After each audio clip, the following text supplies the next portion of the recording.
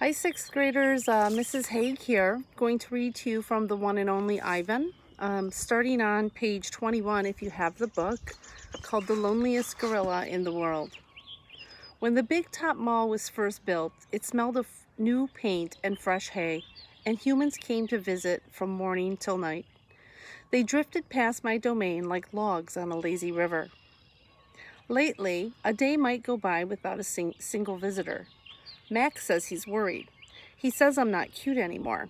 He says, "Ivan, you've lost your magic, old guy. You used to be a hit." It's true that some of my visitors don't linger the way they used to. They stare through the glass, they cluck their tongues, they frown while I watch my TV. He looks lonely, they say. Not long ago, a little boy stood before my glass, tears streaming down his smooth red cheeks. "He must be the loneliest gorilla in the world," he said, clutching his mother's hand. At times like that, I wish humans could understand me the way I understand them. "It's not so bad," I wanted to tell the little boy. "With enough time, you can get used to almost anything." TV. My visitors are often surprised when they see the TV Mac put in my domain. They seem to find it odd, the sight of a gorilla staring at tiny humans in a box. Sometimes I wonder, though, isn't the way they stare at me, sitting in a tiny cage, just as strange? My TV is old. It doesn't always work, and sometimes days go by before anyone remembers to turn it on. I'll watch anything, but I'm particularly fond of cartoon with their bright jungle colors. I especially enjoy it when someone slips on a banana peel. Bob, my dog friend, loves TV almost as much as I do. He prefers to watch professional bowling and cat food commercials. Bob and I have seen many romance movies too. In a romance, there's much hugging and sometimes face licking. I have yet to see a single romance staring at a gorilla. We enjoy old Western movies. In a Western, someone always says, "This town ain't big enough for the both of us, Sheriff."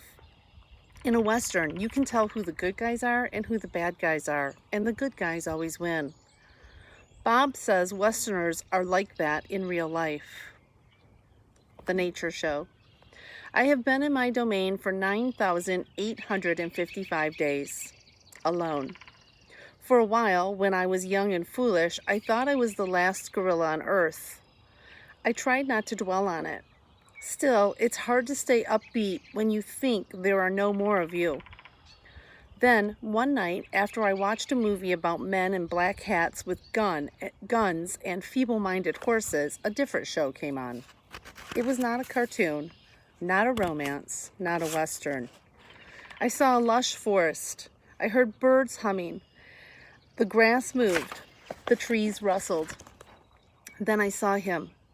He was a bit thoroughbred and scrawny, and not as good looking as I am, to be honest. But sure enough, he was a gorilla. As suddenly he appeared, the gorilla vanished, and in his place was a scruffy white animal called, I learned, a polar bear, and then a chubby water creature called a manatee, and then another animal, and another. All night I wondered about the gorilla I'd glimpsed. Where did he live? Would he come to visit? If there was a he somewhere, could there be a she as well? Or was it just the two of us in this world, trapped in our own separate houses?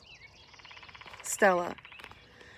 Stella says she is sure I will see another real live gorilla someday.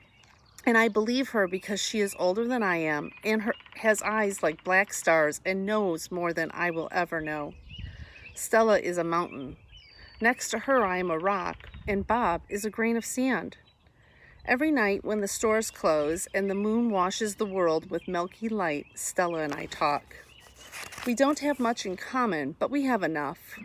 We are huge and alone, and we both love yogurt raisins. Sometimes Stella tells stories of her childhood, of leafy canopies hidden by mist and the busy songs of flowing water. Unlike me, she recalls every detail of her past. Stella loves the moon with its troubled smile. I feel of the sun on her belly. She says, "It is quite a belly, my friend." And I say, "Thank you, and so is yours." We talk, but not too much. Elephants, like gorillas, do not waste words. Stella used to perform in a large, famous circus, and she still does some of the tricks for our show. During one stunt, Stella stands on her hind legs while Snickers jumps off her head. It's hard to stand with your hind legs when you weigh more than 40 men. If you are a circus elephant and you stand on your hind legs while a dog jumps off your head, you get a treat. If you do not, the claw stick comes swinging. Elephant hide is thick as bark of an ancient tree, but a claw stick can pierce it like a leaf. Once, Stella saw a trainer hit a bull elephant with a claw stick. A bull is like a silverback, noble, contained, calm, like a cobra is calm. When the claw stick caught in the bull's flesh, he tossed the trainer into the air with his tusk. The man flew, Stella said, like an ugly bird. She never saw the bull again. Stella's trunk. Stella's trunk is a miracle.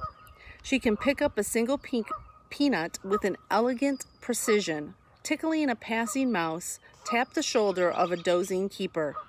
Her trunk is remarkable, but it still can't unlatch the door of her troubled down domain.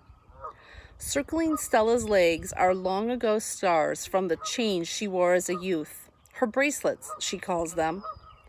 When she worked at the famous circus, Stella had to balance on a pedestal for her most difficult trick. One day she fell off and injured her foot. When she went lame and lagged behind the other elephants, the circus sold her to Mac. Stella's foot never completely healed. She limps when she walks, and sometimes her foot gets infected when she stands in one place for too long. Last winter, Stella's foot swelled to twice its normal size. She had a fever, and she lay on the damp, cold floor of her domain for 5 days. They were very long days. Even now, I'm not sure she's completely better. She never complains, though, so it's hard to know. At the Big Top Mall, no one bothers with iron shackles. A bristly rope tied to a bolt in the floor is all that's required. They think I'm old because I cause trouble, Stella says. Old age, she says, is a powerful disguise. A plan. It's been 2 days since anyone's come to visit. Mac is in a bad mood. He says we are losing money hand over fist. He says he is going to sell the whole lot of us. When Thelma, a blue and yellow macaw, demands, "Kiss me, big boy," for the 3rd time in 10 minutes, Mac throws a soda can at her. Thelma's wings are clipped, so she can't fly, but she can still hop. She leaps aside just in the nick of time. "Pucker up," she says with a small, shrill whistle. Mac stomps to his office and slams the door shut. I wonder if my visitors have grown tired of me. Maybe if I learn a trick or two, it will help. Humans do seem to enjoy watching me eat. Luckily, I'm always hungry. I am a gifted eater.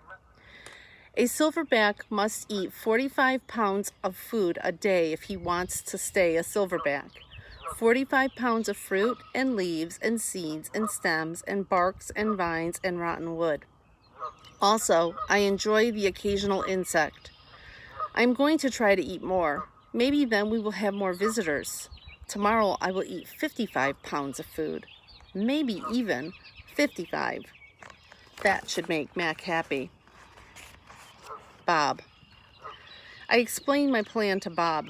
"Ivan," he says, "trust me on this one. The problem is not your appetite." He hops onto my chest and licks my chin, checking for leftovers. Bob is a stray, which means he does not have a permanent address. He is so speedy, so wily, that mall workers long ago gave up on trying to catch him. Bob can sneak into cracks and crevices like a tracked rat. He lives well off the ends of hot dogs he pulls from the trash. For dessert, he laps up spilled lemonade and splattered ice cream cones.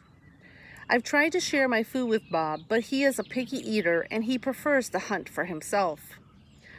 Bob is a tiny, wiry, and fast, like a barking squirrel. He is a nut-colored and big-eared. His tail moves like weeds in the wind, spiraling, dancing. Bob's tail makes me dizzy and confused. It has meanings within meanings like human words. I am sad, it says. I am happy, it says. Beware, I am tiny, but my teeth are sharp. Gorillas don't have any use for tails. Our feelings are uncomplicated. Our rumps are unadorned. Bob used to have 3 brothers and 2 sisters. Humans tossed them out of a truck onto a freeway when they were a few weeks old. Bob rolled into a ditch. The others did not. His first night on the highway, Bob slept in icy mud on the ditch. When he woke, he was so cold that his legs would not bend for an hour. The next night, Bob slept under some dirty hay near the big top mall garbage bins. The following night, Bob followed the spot in the corner of my domain where the glass is broken. I dreamed that I had eaten a furry donut, and when I woke up in the dark, I discovered a tiny puppy snoring on top of my belly. It had been so long since I had felt the comfort of another's warmth that I wasn't sure what to do. Not that I hadn't had visitors. Mac had been in my domain, of course, and many other keepers. I'd seen my share of the rats zip past, and the occasional wayward sparrow had fluttered in a hole in my ceiling. But they never stayed long. I didn't move all night for fear of waking Bob. Wild. Once I asked Bob why he didn't want a home. Humans, I'd noticed, seemed to be irrationally fond of dogs, and I could see why a puppy would be easier to cuddle than, say, a gorilla. Everywhere is my home, Bob answered. I am a wild beast, my friend, untamed and undaunted. I told Bob he could work in the show like Snickers, the poodle who rides Stella. Bob said Snickers sleeps on a pink pillow in Mac's office. He said he eats foul-smelling meat from a can. He made a face, his lip curled, revealing tiny needles of teeth. Poodles, he said, are parasites. Picasso. Mac gives me a fresh crayon, a yellow one, and 10 pieces of paper. Time to earn your keep, Picasso, he mutters. I wonder who this Picasso is. Does he have a tire swing like me? Does he ever eat his crayons? I know that I have lost my magic, so I try my very best. I clutch the crayon and think. I scan my domain. What is yellow? A banana. I draw a banana. The paper tears, but only a little. I lean back and Mac picks up another drawing. Another day, another scribble, he says. 1 down, 9 to go. What else is yellow? I wonder, scanning my domain. I draw another banana, and then I draw 8 more. 3 visitors. 3 visitors are here. A woman, a boy, a girl. I strut across my domain for them. I dangle my tire swing. I eat 3 banana peels in a row. The boy spits at my window. The girl throws a handful of pebbles. Sometimes I'm glad the glass is there. My visitors return. After the show, the spit-pebbled children come back. I display my impressive teeth. I splash my filthy pool. I grunt and hoot. I eat and eat and eat some more. The children pound their pathetic chests. They toss more pebbles. Slimy chimps, I mutter. I throw me ball at them. Sometimes I wish the glass were not there. Sorry. I'm sorry I called all those children slimy chimps. My mother would be ashamed of me. Hope you enjoyed it. Keep reading.